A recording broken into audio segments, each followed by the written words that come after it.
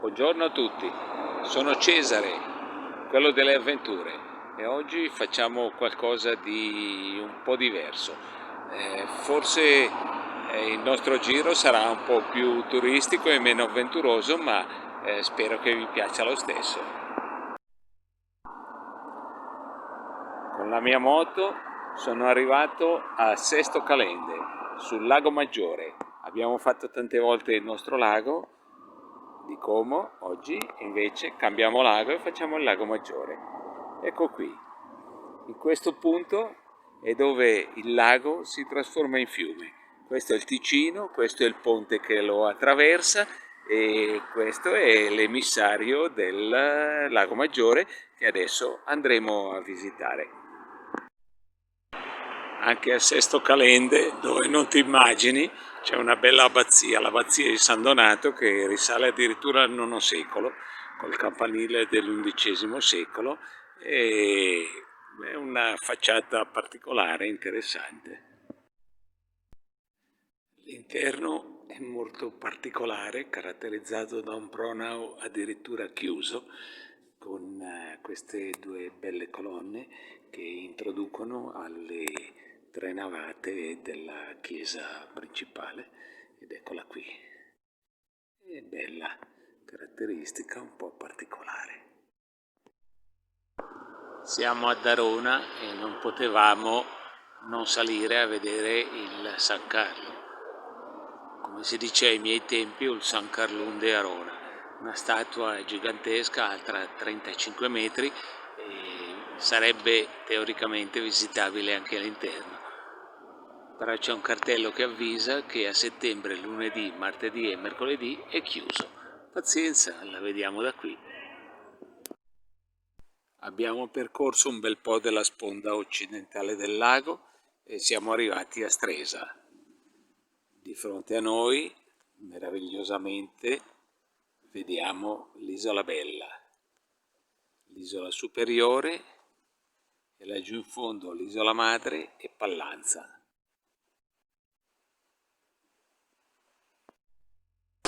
Non ho resistito, l'isola bella è proprio bella e allora ho preso il battello e ci vado, adesso la visiteremo insieme.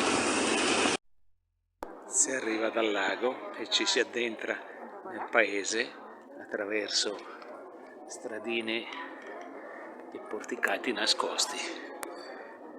Credo che sia davvero bella da visitare. Adesso andiamo a cercare il Palazzo Borromeo, che dovrebbe dominare l'intera isola. Il palazzo visto dal lago. Maestoso e bellissimo.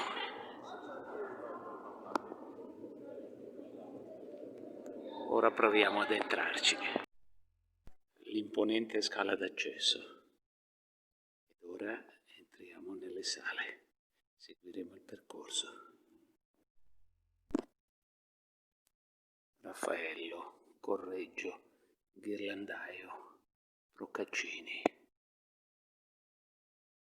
Una distesa di tele bellissime. Guardate cosa non è. La sala della regina. Il trono e un meraviglioso lampadario.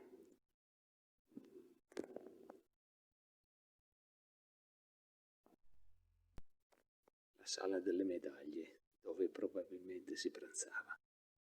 Le medaglie sono lassù, come tutto attorno. Il salone, la sala principale del palazzo, con le colonne agli angoli e una grande cupola centrale. Quello lassù, con la lanterna.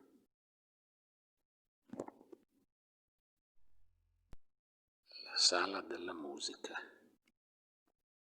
con un clavicembalo del 1600.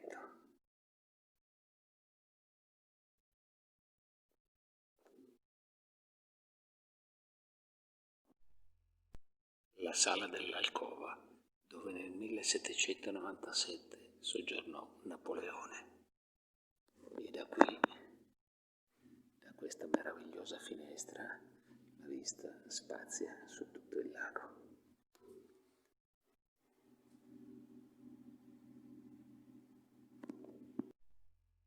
Ed ecco una parte del giardino. Ora ci andiamo.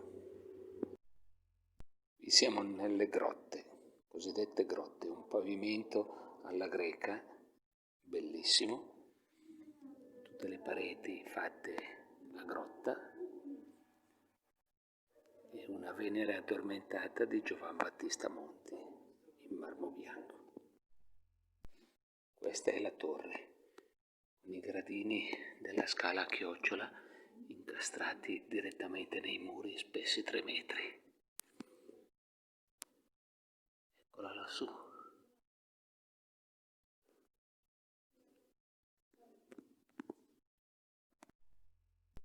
Questo è il modello del palazzo e dei suoi giardini, tanto per capire dove stiamo andando.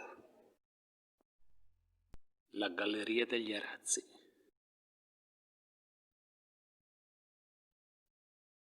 Pensate cosa non si nasconde in questo palazzo. Nel cortiletto un antico torchio e sopra guardate cosa c'è.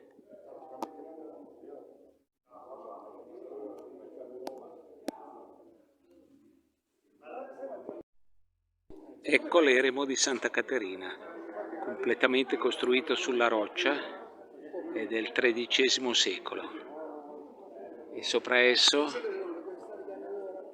le rocce sono ancora molto più incombenti.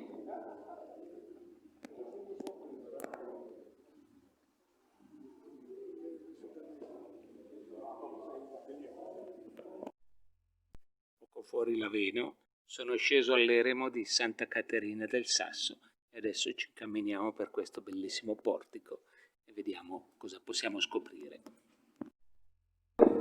Siamo arrivati a Verbagna e da qui abbiamo preso il traghetto e andremo a Laveno. E con questa traversata dalla sponda piemontese del lago arriviamo sulla sponda lombarda. E dal terrazzo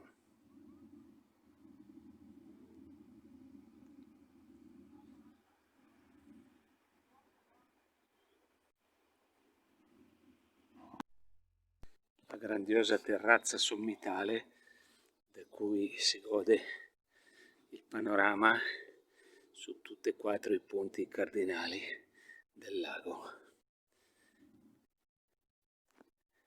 Qui si può vedere davvero tutto.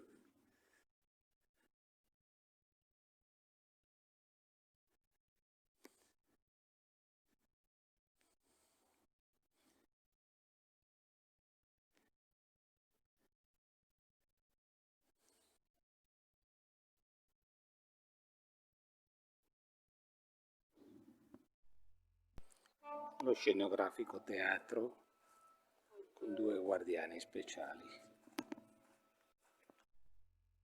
Il viale degli aranci amari.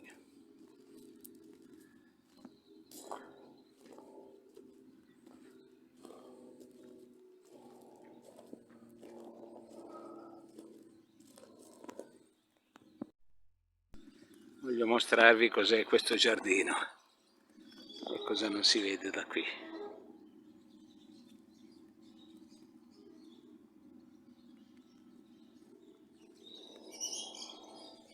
Questo è il bellissimo giardino tutto a gradoni degradanti sul lago.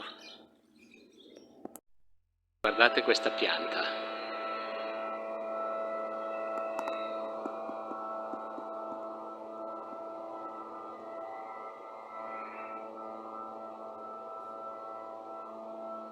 E laggiù il cosiddetto teatro, una costruzione in pietra che domina tutto il giardino. Ed ora usciamo in giardino.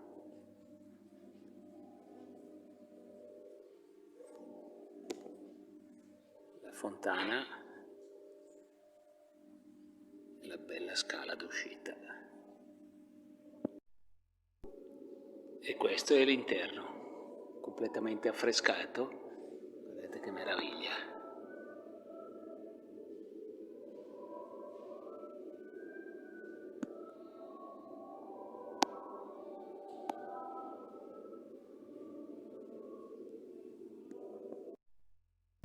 La nostra avventura per oggi termina qui.